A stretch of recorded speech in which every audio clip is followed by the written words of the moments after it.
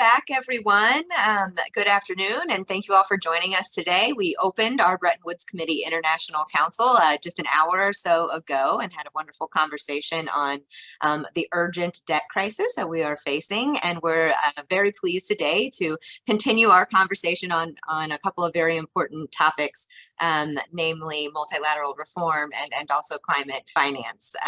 So the theme of this year's International Council is making multilateralism work. So we will be discussing that in bold underline here today. I want to mention some of our new work in this space. We have two new working groups that are going to be coming online in 2023. We have a working group that's going to be looking at multilateral reform in particular and institutional reform of the multilaterals. And we also have a new climate finance working group, which our moderator Afsaneh Beschloss is chairing. And that working group is going to be looking at how the MDBs can crowd in private sector finance. So these issues are what we will be discussing here today, and we are so fortunate to be joined by our very special guest, the Assistant Undersecretary for International Trade and Development at the U.S. Department of Treasury, Alexia Latortue. So I'm not going to keep these ladies waiting any longer. I just want to share with our audience that we will have time for a couple of questions towards the end. So if you have questions, I ask that you please submit them through the Q&A function in Zoom, and then we'll open up and we'll unmute individual lines when it is time for Q&A. So as I said, Afsaneh is leading our climate finance working group. She is also on our BWC board of directors, and she is the CEO of Rock Creek Group. So Afsaneh, I'm going to turn it over to you to kick off our conversation. Thank you so much, Emily, and thanks to the Bretton Woods Committee for having this really important conversation at this very particular time, given the huge development challenge, especially as the IMF forecasted today that we are entering storm clouds globally. And this is a huge development challenge, particularly for the lower income countries. And the challenges we all know range from inflation to soaring food prices to interest rates that are high and food shortages that are really affecting a lot of people and threaten the global economy, particularly again for the global South. A lot of the meetings in the last few days have talked about the need for trillions of dollars that are needed for development across the SDGs, but particularly for climate. And it gives me particular pleasure and honor to speak today with Secretary Alexia Latortue, someone who does not need an introduction, but who has devoted her whole career to lead some of the most important development work, not just on the ground, but also as to crafting some of the really important policies that advance development work across the world. And we're very fortunate, given your leadership, Alexia, throughout your career, that you now lead the US international policy, including on this new evolution roadmap of financial institutions and increasing resources to tackle climate change, among other areas. Obviously, climate financing, as Emily said, is a big topic at the Bretton Woods Committee, and it's one of the biggest opportunities for both the public sector, the multilaterals, and the development institutions, as well as the private sector, to work together to reduce its long-term cost to all while generating returns and reducing the risk to owners of capital. Alexia, thank you so much with your very busy schedule to join us today. It's an absolute pleasure to be here. Thank you. So I wanted to start with climate change, if I may. The World Bank estimates that the world needs more than 90 trillion by 2030 to do the transition. All the conferences and all the meetings we've had this week talk about trillions of dollars that are needed to go into particularly climate. And at the same time, when you look at the multilaterals, the amounts that are going in are generally denominated in billions, if not hundreds of millions. And for example, the World Bank FY 2022 blending accounted for about 70 billion across all sectors, including climate, and only half of that was dispersed. Similarly with other multilateral institutions. So the question is, where can this climate finance come from? And where do you think are the most important immediate steps to make that happen? Thank you so much for that important question. If I may also thank you, Emily, and it's great to be with the Bretton Woods Committee. I love the focus on making multilateralism work. That's what I've dedicated my life to.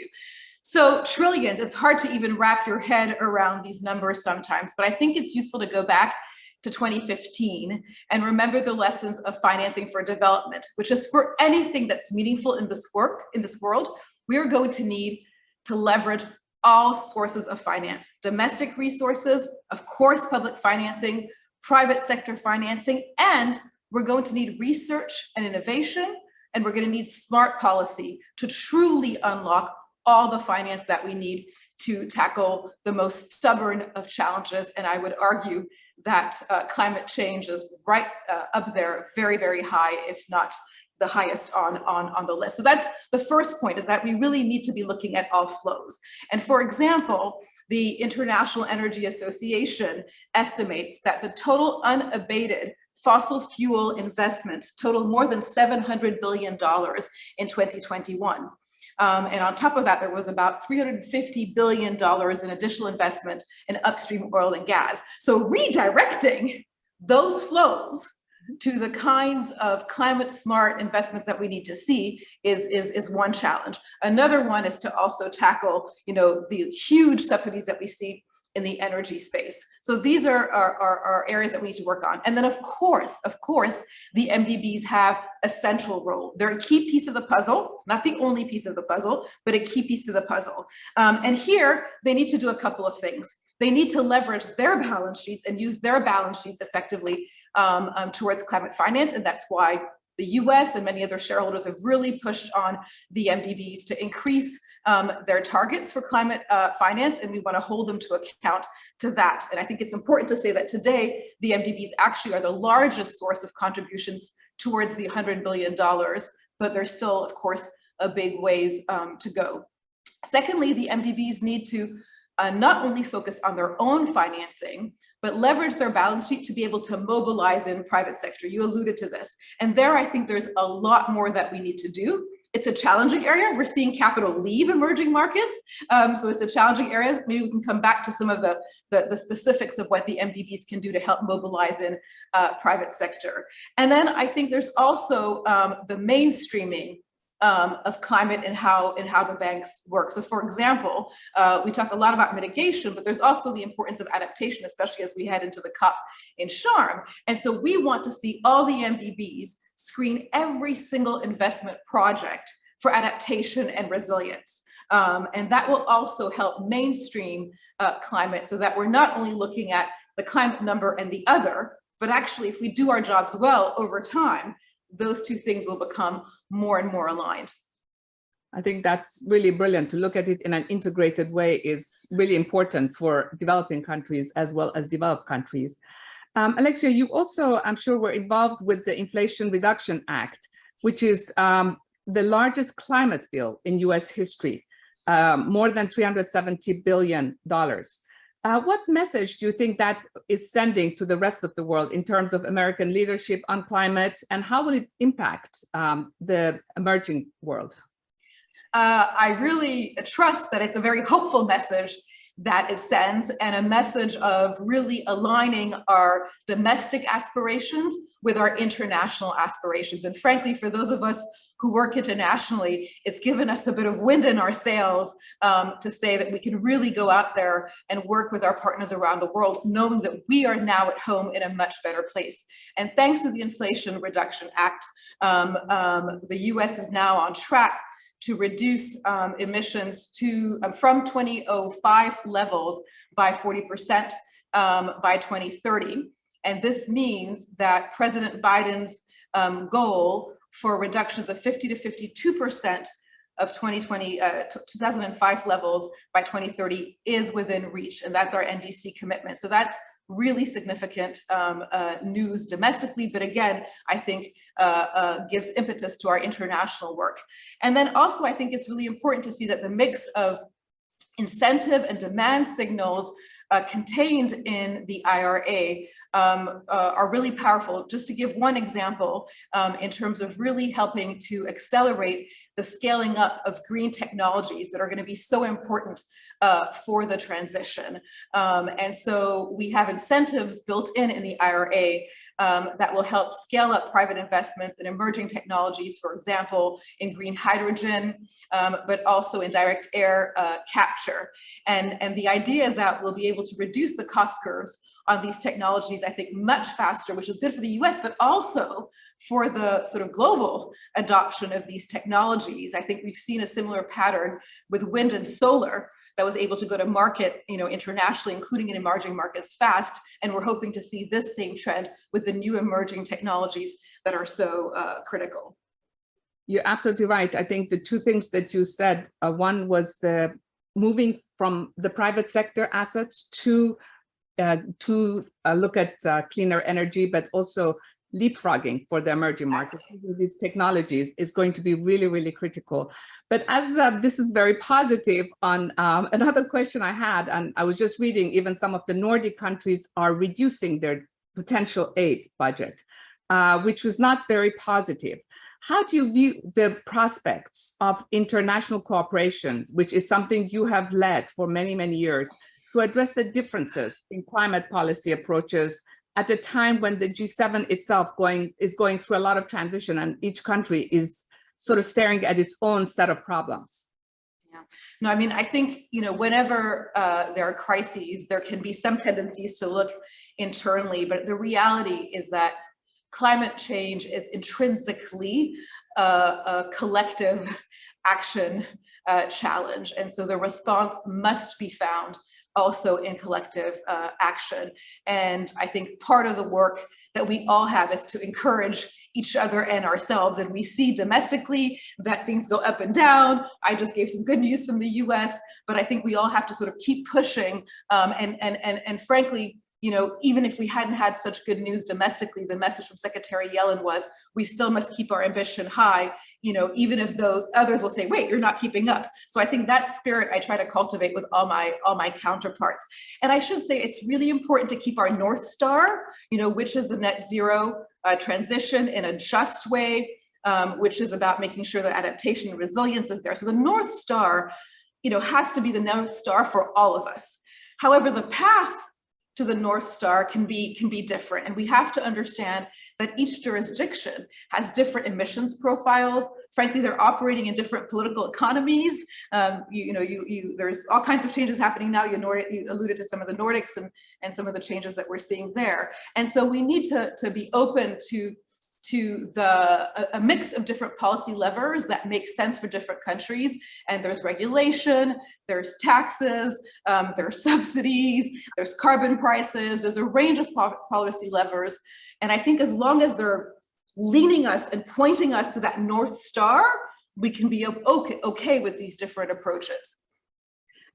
You just alluded to Secretary Yellen and what you and she have been talking about. In a very important speech last week, Secretary Yellen called for an evolution in the multilateral development banking system. And she said, to quote, shareholders of these banks must ask them to devise new approaches to address global challenges without diminution of their traditional focus on poverty reduction and other sustainable development goals. Both Secretary Yellen and you, Alexia, have spoken about taking a different view of how to incentivize investments to tackle global challenges. What would different incentives look like in your view, and how can we get those incentives in place? So if I may, Asfaneh, before I jump to incentives, I just want to take a step back and say, why do we think it's so important to evolve these institutions? They were created, and of course, anyone attending a Bretton Woods Committee event should know they sort of rose out of the ashes of World War II, and the world has obviously changed so much since then. And one of the major changes is that so many of the significant challenges that countries are facing are transboundary. They cut across countries, right? So climate change, we're talking about very much today, but also there's pandemics, there's fragility. And these challenges disproportionately impact poor countries, low-income countries, and poor people, frankly, around the world. They're also challenges that cannot be solved by one country alone or in isolation. And very importantly, and this is a driver behind this evolution project that Secretary Yellen has launched, is the costs and the benefits of investing in these challenges are diffuse. What I mean by that is, I think, if you look at sort of project financing that's been the core of the MDBs, the country invests in a project and the benefits accrue to that project. When you're tackling a global challenge, the country may bear the cost of the investment, but the benefits may be regional or even global. And so I think we have to think about then, how do we pay for that as well? So that's really the driver for all of this. And so by incentives, we mean we need to find positive incentives to spur countries to demand borrowing from the MDBs to be able to tackle a global challenge like climate change. And I think this means that we need to open up the possibility of more concessional financing, including for middle-income countries, when the risk is very high and the return is unclear. Now, I think we need to be judicious here. It's not opening up the floodgates because, for example, if you look at investments in clean energy or renewables, that's often actually increasingly getting quite activities that the market can bear the cost of. But if you're looking to decommission coal, that's a different story. And I think you really need to see, I think, very concessional, if not even grant funding for those activities. I think in terms of incentive, we can also take a look at eligibility for financing. So for example, we need to reflect together about whether we need to incorporate vulnerability into how we think about eligibility for financing, in addition to, GNI per capita or access to market funding. And then there's a host of other incentives, including incentives for staff of the banks themselves to work on these very thorny, long-term global challenges as well. So these are, and then perhaps also, another area of incentive is really looking at perhaps differentiating the MDB approach as countries' GNI per capita increases, as they have more access to market borrowing. Maybe the work needs to focus more on the global challenges. Absolutely. I think, as you said, the financing of the global public goods is a very, very important part of this whole program. And you have worked, Alexia, across a number of multilateral institutions and development institutions. If you looked at across your experience on the issue of multilateral lending, is there a particular international financial institution that does this right? What would be your sort of example as a model for climate finance, if there is one? Perfection on earth is elusive, right. But I really do think the MDBs are doing a lot right on climate finance. There is much more to do, don't get me wrong, but they are doing a lot right. And, climate is a cross-cutting issue. It affects, both on the emission side and on the adaptation side, so many sectors. And I think that has been a real cultural shift. And it's difficult in any big bureaucracy to not work in silos, and climate will not, function if it's, if you have a siloed approach. And so I think we're seeing the MDBs really understand that and approach climate from a cross-cutting perspective. And so, from the very beginning, I think the goal that we're working towards, and we're seeing progress towards that, is that we need to consider climate at the very early stages of project design and of policy formulation.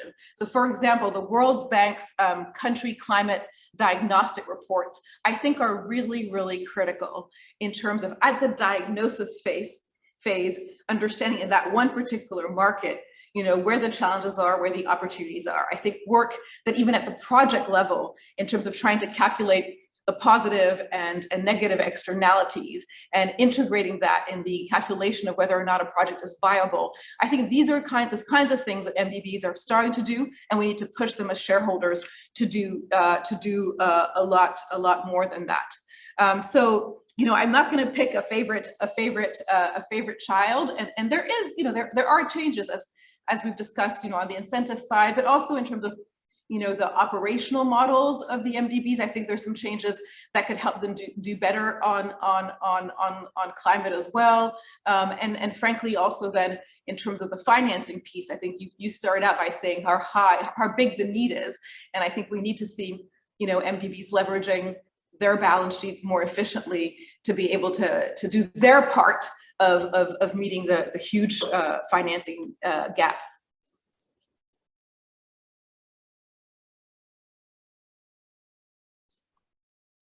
Afsaneh, I think you're on mute. I think you're on mute, yeah.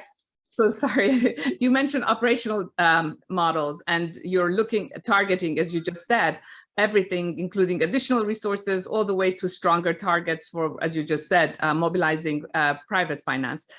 Are there immediate and long-term possibilities about some of these changes? Is there anything more specific that you can talk about at this point? Yes, I think there are a couple examples. So first of all, I think on this issue of private sector mobilization, the MDBs were actually not really designed originally to do that, right? It was all about, they were project financiers. And so we're asking them to not only think about their own account financing now, they really need to reorganize their business models to be able to do everything possible to leverage a private sector finance. So I think this requires, I think, some changes in the business model on a number of fronts. So I think number one, blended finance already exists, but I think we really need to sort of ramp up the use of blended finance, and not only at the project level, but sometimes at the sector or structure level. So that would be one specific thought. The other, again, and none of these are entirely brand new, but the role of MDBs in helping issue green or sustainability bonds. I think that's another area where we should just go much faster with the MDBs. The other is the scaling up the use of de-risking instruments. And I think we need the MDBs to have an increasingly sophisticated palette of instruments, particularly with respect to guarantees, and also with respect to insurance and reinsurance as well. So these are just some examples on sort of the private capital mobilization front. I think another area that we could look at is whether or not we should expand the flexibilities of who an MDB can lend to. So lending either to supranationals, which can be quite helpful in terms of the regional bodies, for example, that are very important on the climate front, but also the other extreme to municipalities. And we see not, certainly in the US, but I've seen in many emerging markets, sometimes there's more reform energy, at the city level. It's easier to sort of make progress. And so perhaps having MDBs be able to fund at the sub-national level, including without a sovereign guarantee. EBRD does a fair bit of that, but there's scope to do a lot more there, I believe, as well. And then we need to tackle the issue of agility and speed, because the clock is ticking. That is so very important, because, like, as you said, it's committing, but then also getting commitments faster, but also getting the disbursements even faster. There's also been a lot of ongoing discussion that you've been very involved in on MDB's financial adequacy. You just touched on some potential changes, but this would be to free up some of the capital, including specifically for climate. And one idea has been to maybe create a climate bank within the World Bank, or one of, potentially outside. Do you think MDBs need climate-focused subsidiary institutions or separate increases in capital for climate, or can these climate lending be within their existing structures? Yeah, so there's always, again, multiple ways to do something, but it's unclear to me that you need a separate institution. I think we need, as I've been saying, to make some changes to the current structures, but our sense is that you can get quite far with some changes and some evolution in the structures, including on the incentive front, on the operational front, to get where we need to get. And actually, and Secretary Yellen said this in her speech last week, she really does see that, the mission of poverty reduction, of inclusive and sustainable growth, achieving the SDGs, and tackling climate are actually mutually reinforcing goals. And so in a way, I think trying to divide and split it up will actually lead to fragmentation, perhaps. That's actually not helpful. And I think if you think about adaptation in particular, there are some things that are very, very specific, like building a seawall. But if you look about adaptation needs in terms of all the infrastructure that needs to be built in emerging markets being low carbon infrastructure or agriculture, I mean, we're now talking about food security and making climate smart, climate resilient agriculture, that's a mainstreaming agenda. And it's unclear to me that separating the source of funds is actually the way to get the real impact.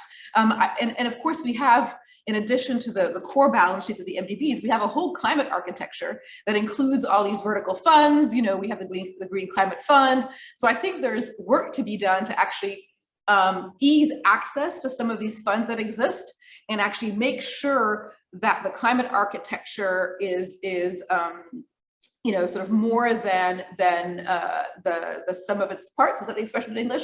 Yes. Absolutely.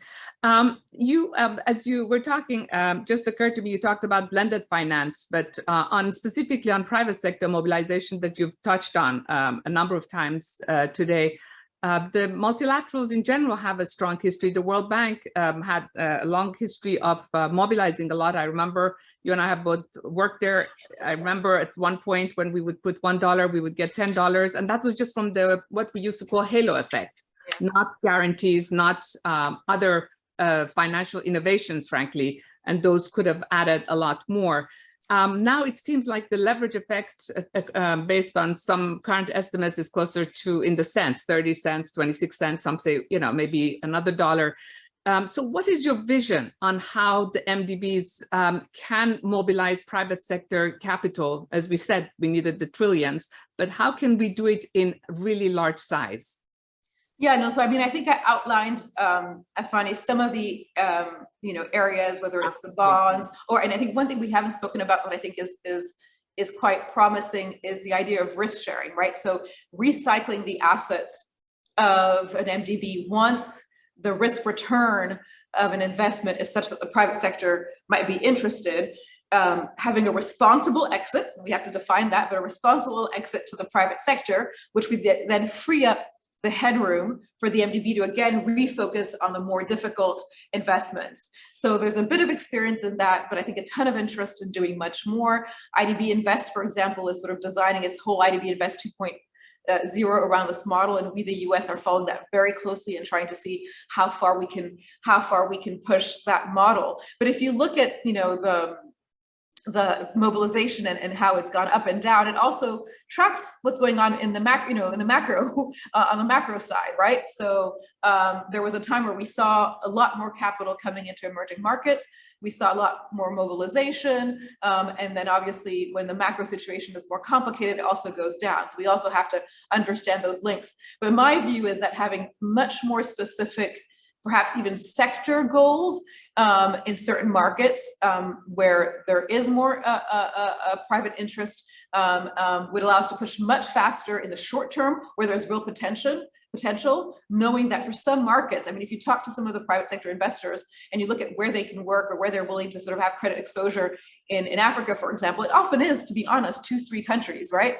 And so I think we need to have more aggressive goals where the shorter term opportunities are, while working on the underlying conditions that will create more opportunities for more emerging markets. And then I just go back to the incentives piece, and I think the shareholders, you know, we need to be, I'm talking to shareholders, we need to be, you know, following the mobilized amounts from MDBs as closely as we do the annual business investment amounts from the MDBs. And the reality is it's still not fully ingrained in the scorecards of the institutions and even in how the shareholders measure the success of the institutions, that bit. So we've got to figure out that incentive bit, which then will lead to a cultural change, which is not my value is getting money out. Yes. My value is actually crowding in as much money and being as catalytic as I can be about my little contribution. That's a massive culture shift. Yes. So the leverage effect is really what you're looking for. Yes. And that is absolutely key. I was wondering, as you were thinking, as you were speaking, you previously served as the deputy CEO of the Millennium Challenge Corporation, which is an American foreign aid agency that you described as a gem that punches far above its weight to reduce poverty through economic growth. Are there lessons that the IFIs can learn from the Millennium Challenge Corporation, as you were talking about leveraging and really using your resources much more efficiently? What can we learn? It's an interesting question. I've been a big believer of more dialogue across the bilateral and multilateral tools that the US has. I think sometimes there's not enough of that discussion. And I think there's learning that can cut across in both directions. But I think one thing that's really interesting about MCC, which of course is a very different animal, right? Its main instrument is grants. It really is, grants focused. But one thing it does is it calculates an economic rate of return for every single project that it finances. So it has a very clear view about what it's trying to achieve and what the country will gain from what it's trying to achieve. And I think that's sort of very, very good. I think it has a really, and I think the MDBs are good on this front too, though, but it's very focused on really starting with the country and starting with national stakeholders and working with them to identify what the most stubborn obstacles to economic growth are. And so it tends to be quite focused. Now it has a luxury of doing that because it is one very specific bilateral agency. We have USAID that does sort of, a lot of things. So I don't think the MDBs can necessarily have that focus, that luxury of being as focused, but MCC is able to really do that constraints analysis of constraints to growth and then really design quite a focused project, a compact they call it, in a country. And then the other thing I would say, which I think the MDBs also have done well on, but the evaluation and learning and monitoring is really inbuilt in the MCC model. So it actually evaluates every single project that it puts out, and I think there's this real focus on sort of the feedback loop from project evaluation that I think is very important. Another one of your experiences was at the EBRD, and obviously we are just reading obviously about what's going on the energy side in Eastern Europe and Central Europe, and following the Ukraine war. And I think you served as managing director for corporate strategy at EBRD, if I remember correctly. So looking at Europe's economic landscape right now and looking at what is going on in energy markets in Europe, do you think this conflict will ultimately hasten Europe's transition to renewable energy? I absolutely do. And I think then it's fair to say there's a short-term reaction, and then there is your question, will it actually hasten it? I think in the short term, it's obviously created severe jitters, right? A lot of European countries are understandably so extremely concerned about the winter. I think we've seen emissions, go up. We've seen countries think about reactivating some coal plants. So there's been a short-term reaction of real concern, but the more fundamental reaction is the recognition that independence from one or two unreliable sources of energy, is ultimately freedom and needs to be invested in. And also that, when you have energy sources that are renewable, that are within your boundaries, not only are you not, dependent on potentially unreliable sources, but also the volatility of pricing is less. So, I mean, I think we only need to look at Germany to understand that, unfortunate as this is, and it's been quite severe, it absolutely, in my view, hastens the transition towards clean energy and reinforces the message that clean energy and energy security, and I always like to add, especially as I think as emerging markets and energy access, are hopefully all mutually reinforcing. Such an important point, as you said, because security is now, part of risk management for any country, and everyone is learning. One is the price you pay, but the second thing is access, as you said, at the time you need the energy, and particularly with winter coming up. Before we go on to questions for you from the audience, if I may ask one last question, which is, I remember you once said when you were at USAID, on the ground, you saw the best and the worst of development. And we think about, obviously you've done a lot of work on policy, especially to address, among other things, climate change. What lessons can we learn from this best and worst that you have seen in your experience? No, indeed. I was working for a development consulting firm, Development Alternatives, on a USAID funded project. So I think what drives the worst can often be pinpointed to arrogance a lack of listening, and an obsession with one's own flag as opposed to systems change. So I think that fighting against those tendencies will help alleviate the worst of development. And I think the best is the converse, right? The best is really putting clients that we seek to serve, whether it's the economy of a country, whether it is a sector, whether it is actually a segment of a population, really putting them at the center of our policy making. I think it's willing to take on complex issues, meaning taking the time to have a systems approach, not just a project approach, which is messier, more complicated. It means you have to invest in understanding the political economy, because it's, these issues are rarely only technical issues. The technical answers have to be superb, but to actually deliver, you also need to understand, the political economy as well. So this is a much more complex, messier space to be in. But if we're serious about partnering with countries to help deliver on their aspirations for planet, for people, then that's, in my view, the only way to work. I'm going to pass it on to Emily, but as I'm listening to you, there's one thing that is really, really distinctive about what you have done, which is particularly at this time when we're looking, as you said, at the evolution of these multilateral institutions, having you at the helm, Secretary Latortue, with both the experience of leading in policy, but also on the ground implementation is so critical. And I think we're incredibly fortunate. With that, I hand it back to you, Emily, if I may. Thank you, Afsaneh, and thank you, Secretary Latortue. I think those of us who follow the World Bank, the MDBs, are really excited about this new vision and the direction. And so we've had a few questions that have been emailed in that are really kind of on the sort of MDB reform agenda and lines. So one conversation that I've been hearing around this issue is sort of the perspective of the emerging markets and developing countries themselves. As we are thinking about reorienting these banks, towards global challenges, they have said, okay, but not at the expense of our national economic development. So kind of what's your take on how to kind of align the agenda with that perspective?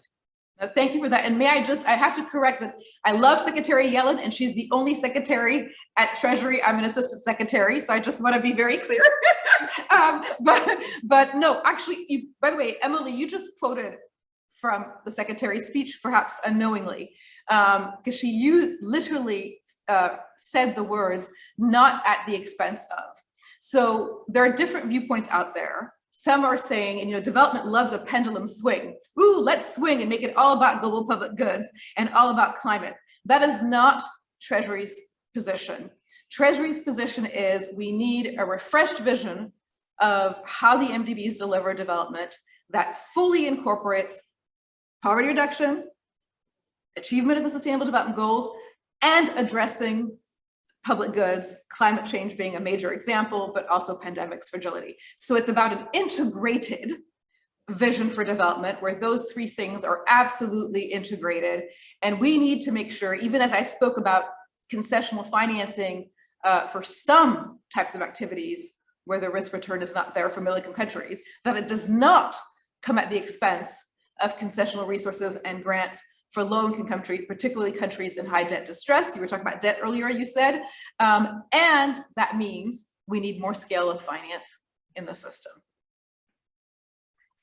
So picking up on the finance vein, I think another, piece of this, you guys have been talking a lot today about, financing for climate. I mean, mentioned the capital adequacy framework report, so the main conversation that we're hearing around financing is, MDBs need to be more efficient with their capital, but then we're also hearing the MDB say, and we need more capital. So kind of what's your view on kind of both of those? So I think first things first, the first thing the MDBs absolutely need to do is try to make the most efficient use of their capital responsibly. Our sense from our analysis is that there is untapped headroom available within the system, and we need to unlock it. It is not trillions of untapped capital. I think people also exaggerate, but there is untapped capital, and we should unlock it. And we should unlock it by doing things like risk sharing, by doing things like being open to hybrid capital and subordinated debt, by looking at donor guarantees to MDB sovereign lending. And then there's a host of other ideas on the table as well that we're very happy to look at.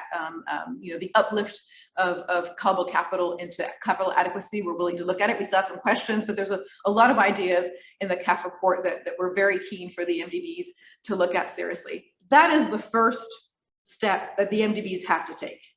If all that work is done well, and the needs are still there and we're out of capital, then, we can always put on the table. It's hard to do in a lot of the systems, including in my system.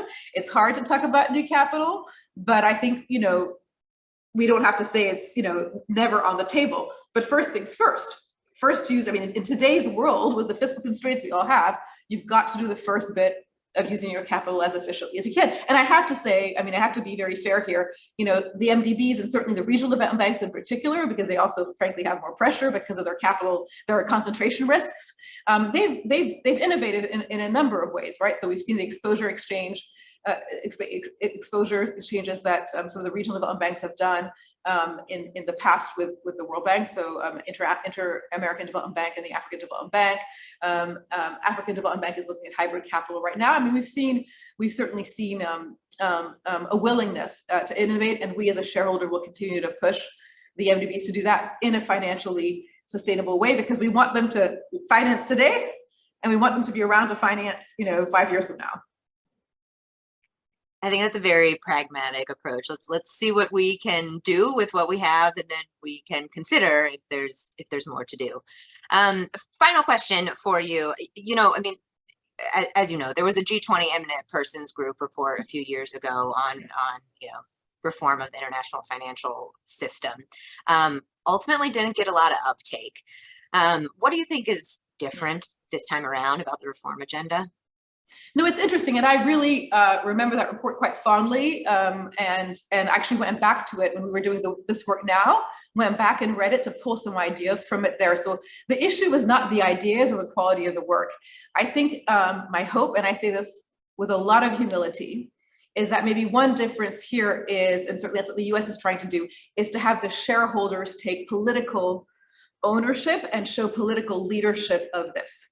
Right, so you can have all the best ideas in the world, but if it's a little bit more in the world of think tanks who are critical to putting ideas on the table, and I would even say, even in the G world, I think there's a limit to how far it goes. I think the shareholders at the capital level need to show political leadership, is my first point. And then the second point I would make is it needs consistent and constant effort. You can't say it once and say, okay, good, I've launched this, I can go focus on a crisis here or a crisis there. And crisis here and there will be, but we still need to also maintain consistent and constant focus on this agenda for it to deliver. And the last thing I'll say is it needs to be a broad coalition of shareholders. This is a huge priority for the US, but we alone will not deliver this. And so a big part of my job is to try to work as much as I can with all shareholders, of the institutions, non-borrowing, and very importantly, borrowing countries as well. So encouraged to hear that the political leadership is there this time around. We are at time, and I want to be cognizant of your time. So thank you so much for joining us today. Alexia and Afsaneh for moderating the conversation.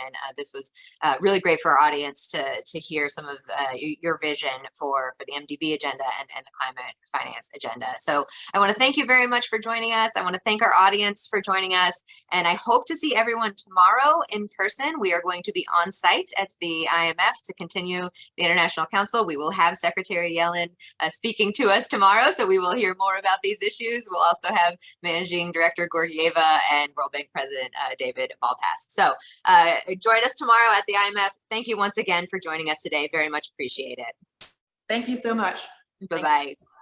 Bye-bye.